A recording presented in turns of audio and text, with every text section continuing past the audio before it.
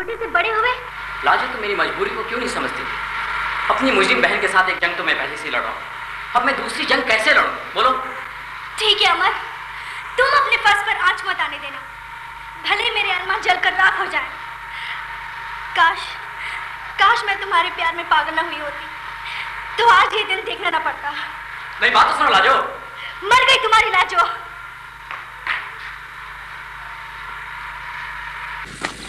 नहीं, एक बार सूरज पूरब की बजाय पश्चिम से निकल सकता है, लेकिन लाजो की डोली मेरे मुन्ना के सिवा किसी के घर नहीं जा सकती।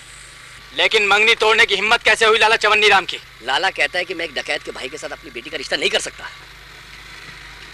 तब तो बहन हमें इस लाला के घर थोड़ी सी आतिशबाजी छुड़ानी चाहिए। नहीं भैया, हम अपनी आतिशबाजी गांव के छोटे मोटे कीड़े मकोड़ों पर बर्बाद नहीं करेंगे। कब हो रही है ये शादी? कल शाम को हाजीपुर से बारात आ रही है। लाजो बहन के तो आंसू मुझसे देखे नहीं जाते बहन। प्रभु भैया, लाजो से जाकर कह दो कि अभी उसकी बहन सुंदरी जिंदा है, और जब तक सुंदरी जिंदा है तब तक कोई माई का लाल उसकी खुशियों पर डाका नहीं डाल सकता।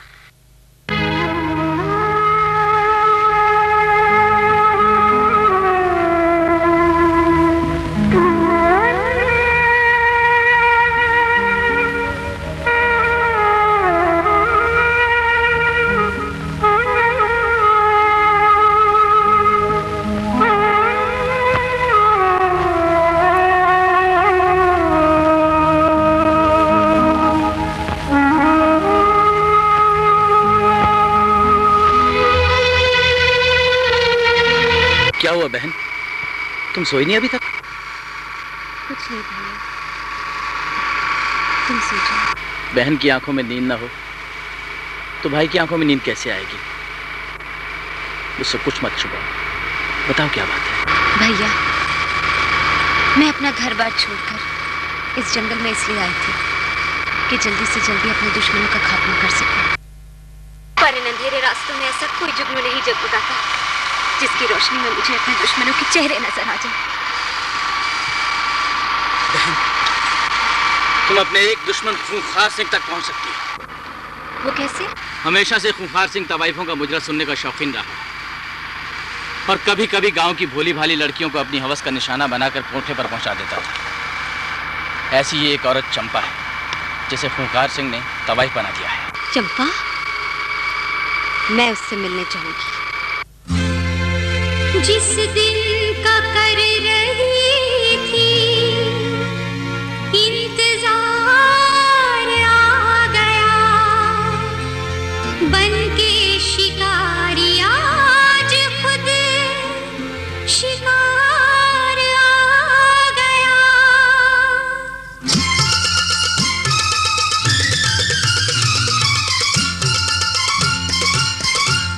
मुझे लूटा ज़माने ने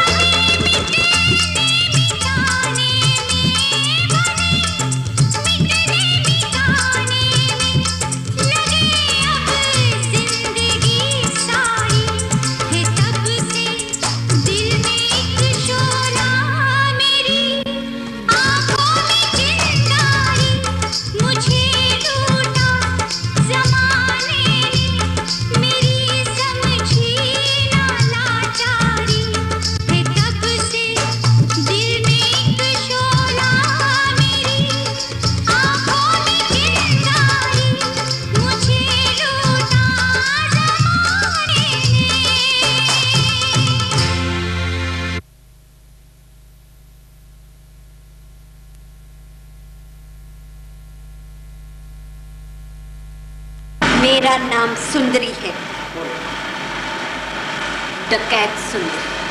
सुंदरी? आज मैं तेरी जिंदगी को मौत की मंडी में नीलाम कर दूंगी कमीने।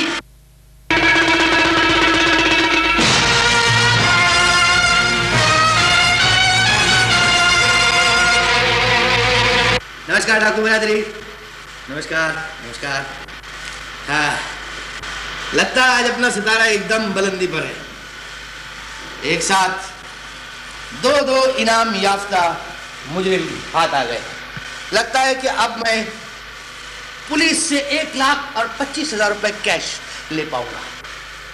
बहुत दिनों से तुम लोगों को तलाश कर रहा था, बहुत दिन से। चलिए मेम साहब, अब आप और ये काला कौवा दोनों साथ चल के मेरा इनाम पक्का करवा दीजिए।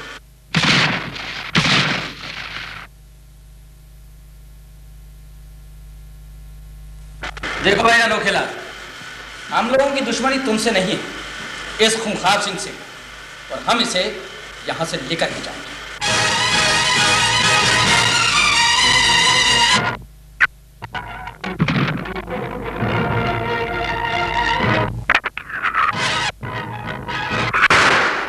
चंपा,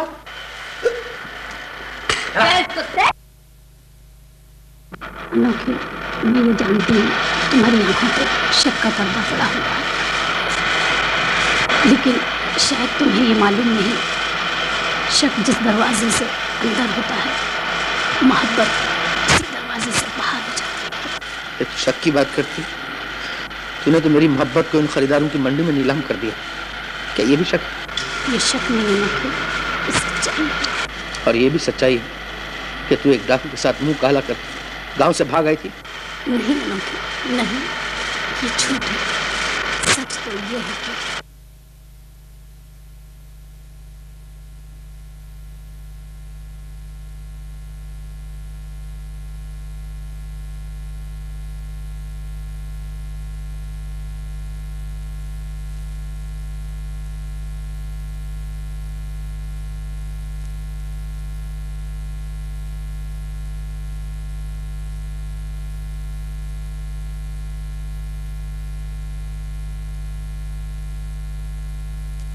चंपा, तेरे इन मासूम आंसुओं ने मेरे दिल के अंदर भड़कती हुई नफरत की आग को हमेशा हमेशा के लिए ठंडा कर दिया।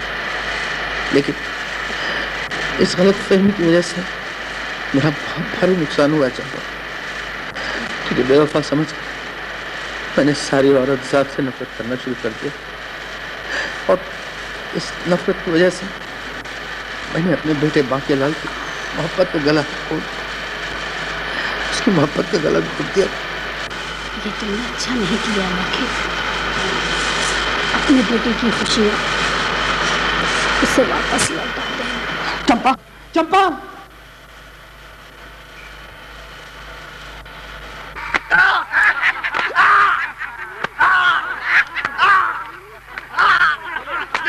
मुझे माफ कर दे, मुझ पर दया करो। तुझे मुझ पर दया आई थी जब मैं एक बेबस पंछी की तरह तड़फड़ा रही थी? क्या उस वक्त तुझे मुझ पर तरस आया था? नहीं आया था ना?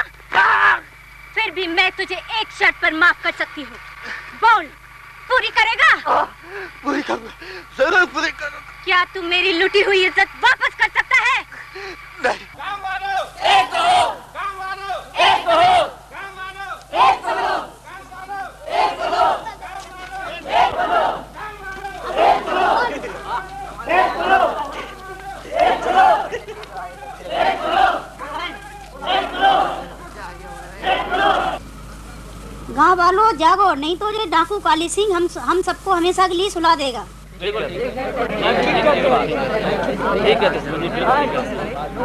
हाँ हाँ गाँव वालों, देवी जी ठीक कहती हैं। ठीक कहते हैं सरपंच जी, हमें एक होना ही पड़ेगा। आओ गाँव वालों, हम कसम खाएं कि हम इन डाकुओं से नहीं डरेंगे।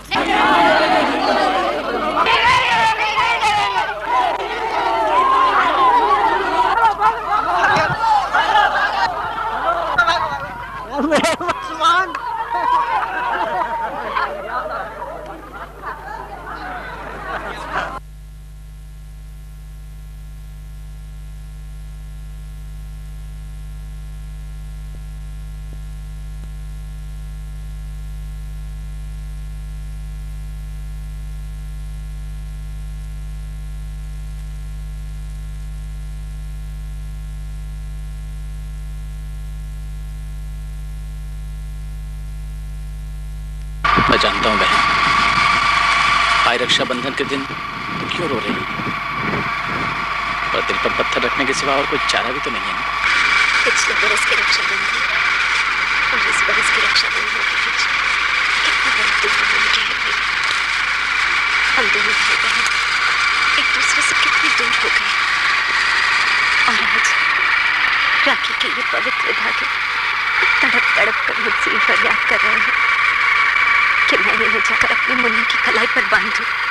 पर बहन, तुमने ये भी सोचा जब तुम उसकी कलाई में राखी बांधोगी तब वो तुम्हारी कलाई में हथकड़ी पहना देगा। वो हथकड़ी पहनाए या सूली चढ़ाए, पर तुम आज एक बहन की ममता के इस बाढ़ को रोकने की कोशिश मत करना भैया। मैं अपने मुन्ने को राखी बांधने जरूर जाऊंगी।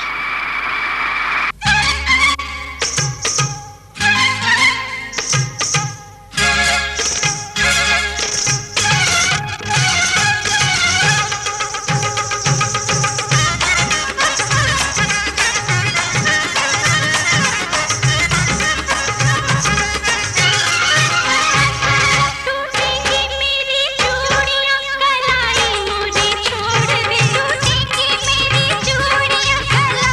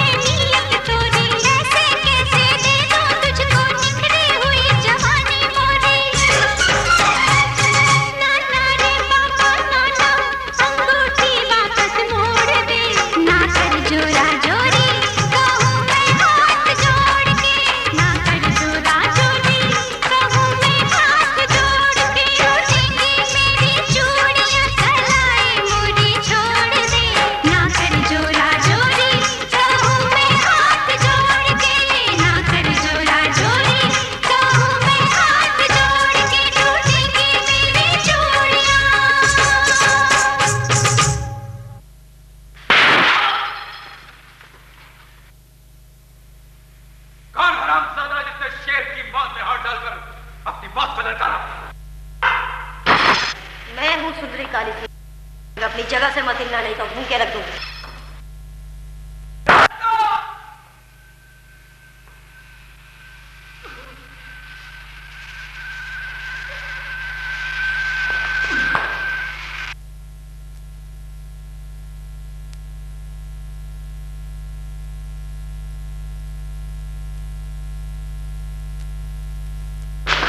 अपने हथियार फेंक दो सुंदरी, पुलिस ने तुम लोगों को चारों तरफ से घेर लिया है। मेरी जिंदगी का मकसद खत्म हो चुका है। चलिए।